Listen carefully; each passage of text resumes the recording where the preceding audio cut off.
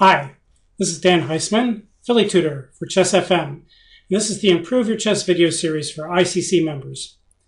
In today's video, we're going to look at an endgame or two. And in a sense, it's a follow-up of a two-part video I made a long time ago called King and Pawn Against King. And I just want to review a couple ideas at the start of the video, and then we'll go on to a couple fresh ideas. Okay, let's start with the typical position where you have a non-rook pawn and a king in front of that pawn and an opposing king 2 squares in front on the same file. This is what we would call the typical opposition case, and that is whoever has the move does not get what they want, or another way of saying that is whoever doesn't have the move does get what they want. In this case, white has the pawn, he wants to win. Black is trying to draw. So if it's black's move, white gets what he wants, he can win. If it's white's move, then black has the opposition, black gets what he wants, and he can draw.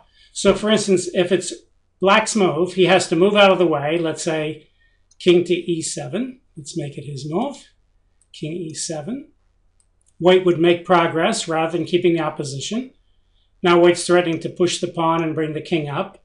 Black would probably play something like king d8.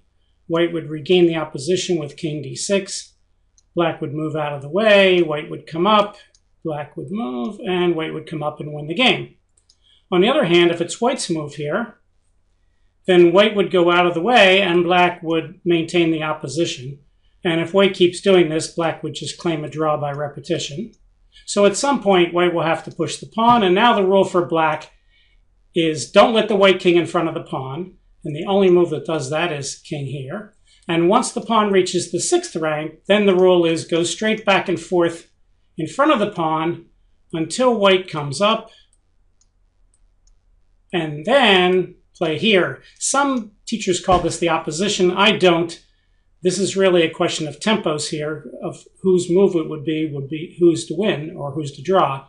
But it's not really the same opposition we saw before because there's a pawn in the way. But in this case, white would push the pawn. Black plays here, and now white has his choice of how he wants to draw. He can draw by lack of mating material, or he can draw by stalemate. All right, hopefully this is all well known to you. Now, let's move the whole position up one. Okay, let's put the black king on d8. Let's put the white king on d6 and the pawn here. All right, this looks like the same kind of thing, except that here, first of all, if it's black to move, it's trivial. Black would move out of the way, white would come up diagonally, and then he would promote and win.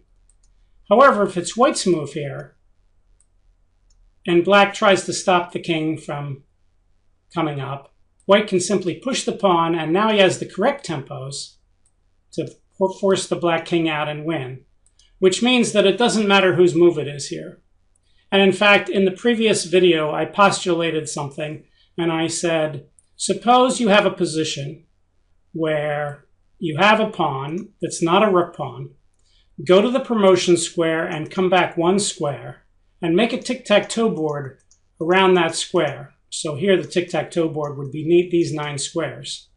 If your king can safely get to any of those 9 squares, and the pawn is on a lower rank than the king, and you're not trivially losing the pawn, then you would win no matter where your king is and no matter whose move it is.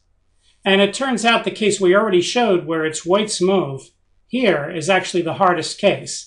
If this position is a win, then and of course it's a win if it's black to move, then every position is a win. For instance, if white's king starts here, he would simply go here and black would go out of the way. Then if it's black to move here, let's say, well, white is not trivially losing the pawn because black would play here, white would play here, and then white would just queen. On the other hand, if we started with the white king on e8, then if it's white's move, the tic-tac